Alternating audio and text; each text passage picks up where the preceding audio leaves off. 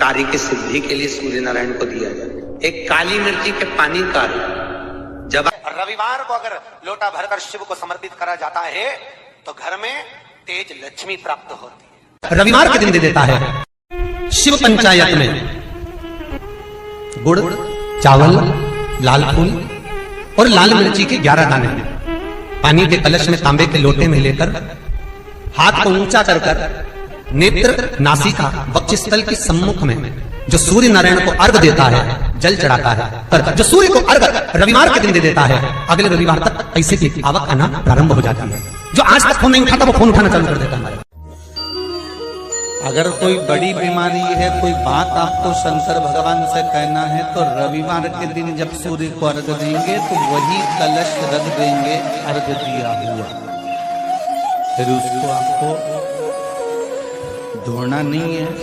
दूसरे दिन सोमवार का दिन पड़ेगा, फिर जल भर लो उसी कलश में, सूर्य नारायण को अर्घ देकर वही कलश से वापिस जल भरकर शंकर जी के मंदिर में ले जाकर जल को चढ़ाना प्रारंभ कर दीजिए।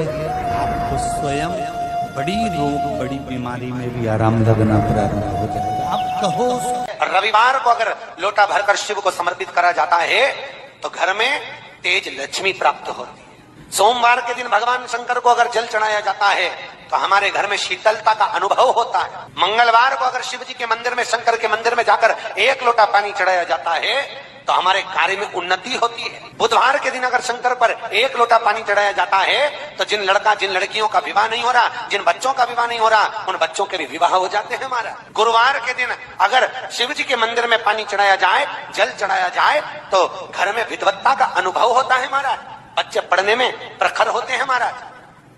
शुक्रवार के दिन अगर शंकर के मंदिर में जल चढ़ाया जाए तो नारी का अखंड सौभाग्य होता है महाराज। शनिवार के दिन अगर शिव की आराधना करी जाए, शनिवार के दिन अगर शंकर को जल चढ़ाया जाए तो जिंदगी में व्यक्ति की।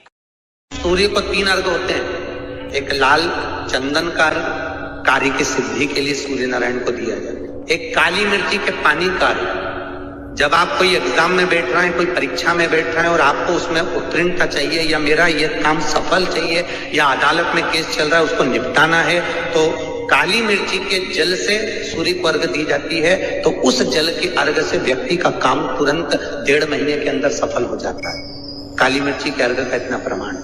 तीसरे नंबर पर है बेलपत्री के जल का अर्घ सूर्य को दिया जाता है। बेलपत्री के जल का अर्घ कौन देता है? जो बहुत बीमार पड़ा रहता है, जिसको कुछ ना कुछ शारीरिक कष्ट चलता रहे, कभी घुटना, कभी कमर, कभी पेट, कभी ब्लड प्रेशर, कभी शुगर, कुछ ना कुछ चलती रहे, तो वो लगातार 1 महीना बेलपत्री के पानी का अर्घ सूर्य को देता रहे, उसको रोग से निवारण हो जाता है। रोग से समस्या खड़ी हो जाए, बहुत विकट समस्या है और कोई हल ना मिल रहा हो जाता है जीवन में। कोई घड़ी ऐसी आके खड़ी हो जाती है जहां पर हमको सोचने के लिए भी समय नहीं है। तब शिव महापुराण की कथा वर्णन करती है।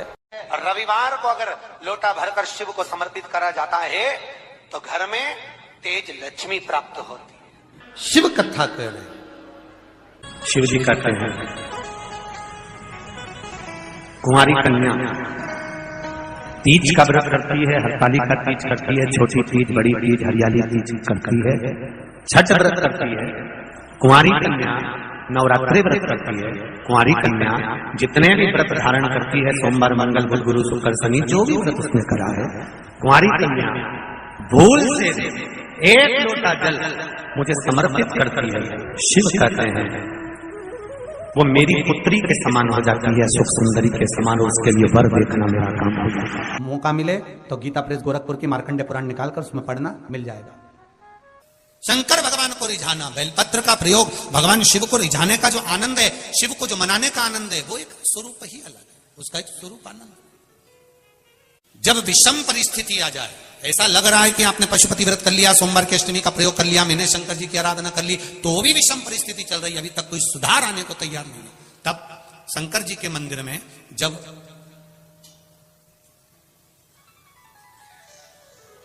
बेलपत्र चढ़ाने के लिए आप जाएं, तब प्रयास करिएगा कि बेलपत्र को, अशोक सुंदरी का स्थान सबको मालूम है ना?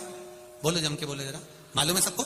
अशोक सुंदरी वाली जगह पर बेलपत्री को, डंडी वाली जो जगह है जहां से पानी बहकर जाता है, उधर रखना है। उसी बेलपत्री को वापस उठाना है।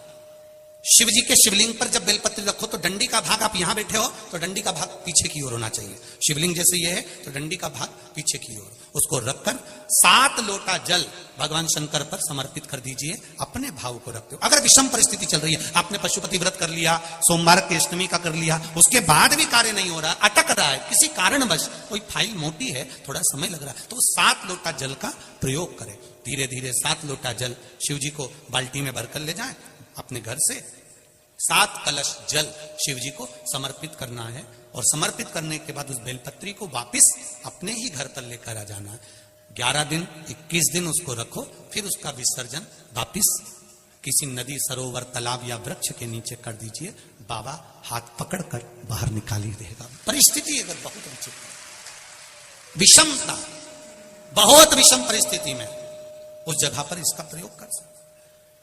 सूर्य नारायण भगवान को बिना रुके चलने की आज्ञा है, बस चलते रहना है। उनके अश्वों के साथ में सूर्य नारायण भगवान को अपनी यात्रा पूर्ण करना है। चलते रहो, रुकना नहीं है। और सूर्य नारायण भगवान चलते रहते चलते रहते चलते रहते में लगे रहे। जिस समय तक चलता रहा वो खरमास कहला गया। फिर वापिस घोड़े आ गए, गधों को निकाल दिया गया और रथ फिर आगे बढ़ गया। महाराज क्यों कहलाता इसे? सूर्य नारायण भगवान को याद आया कि मेरे घोड़े चलते चलते थक गए होंगे, पानी कहां पिए। महाराज मार्कंडे पुराण का चरित्र है, बहुत ध्यान से मौका मिले तो गीता प्रेस गोरखपुर की मार्कंडे पुराण निकालकर उसमें पढ़ना मिल जाएगा। सूर्य नारायण भगवान चलते चलते विचार करने लगे कि मेरे घोड़े प्यासे हैं, इनको क्या पिलाऊं। तब एक क्षण के लिए सूर्य नारायण भगवान ने अपने घोड़ों को रोक दिया और जल का एक कुंड देखकर वहां घोड़ों को पानी पिलाया। जैसे ही पानी पिलाया तो सूर्य नारायण भगवान को फिर ज्ञात हुआ कि रुकना तो है ही नहीं, करें क्या। घोड़े तो पानी पीने में लग गए। सूर्य नारायण भगवान ने देखा वहां पर गधे खड़े हुए थे। नारायण ने तुरंत उसी समय सूर्यदेव ने उन गधों को रथ में लगा लिया और उनको लेकर चल दिए। गधों को कहते हैं खर, इसलिए जब तक गधे उस रथ में लगे रहे, जिस समय तक चलता रहा वो खरमास कहला गया। फिर वापस घोड़े आ गए, गधों को निकाल दिया गया और रथ फिर आगे बढ़ गया।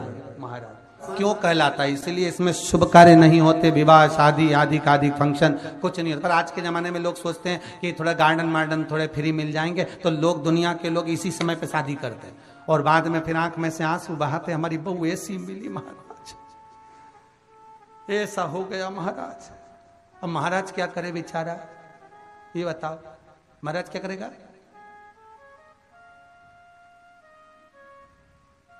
थोड़ा सोच समझकर कार्य करिए कि हम जो शुभ कार्य कर रहे हैं, अच्छा काम कर रहे हैं, वो किस समय पर करना चाहिए।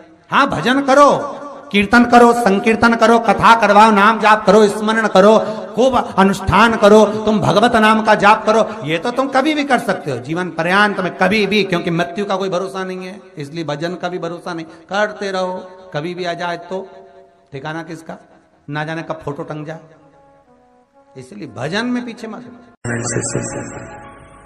पार्वती जी ने कर जोड़कर, हाथ जोड़कर भगवान शिव से अपने पुत्रों के सामने, अपने बच्चों के सामने स्तुति करके शंकर भगवान से कहा, आपने मेरा नाम ब्रह्मावती रख दिया, आप ब्रह्मन बन गए, मैं कुछ देर के लिए वेदभ्रम के रूप में आ गई। पर शिव जी से पूछा कि फिर आप मुझे वापस कैसे प्राप्त हो गए,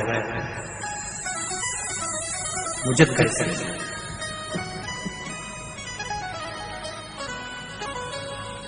शिव जी कहते हैं,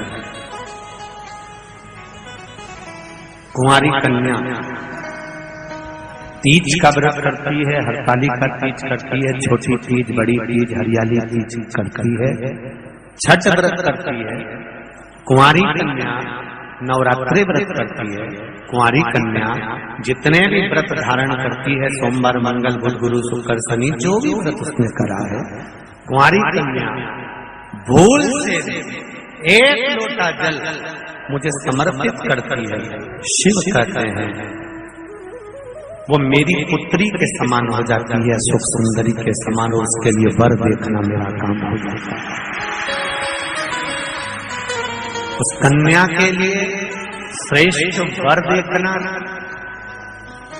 मैं बेटियों से एक बात जरूर कहूंगा, शादी होने के बाद अब शंकर जी को जल चढ़ाओगी वो अलग बात है, पर कुंवारी रहते हुए अगर आपने शिव जी पर जल चढ़ाना प्रारंभ कर दिया तो ये निश्चित है, ये निश्चितता है कि आपके लिए वर आपके माता पिता जरूर देखेंगे, पर पक्का शंकर भगवान ही करेंगे कि कहाँ है।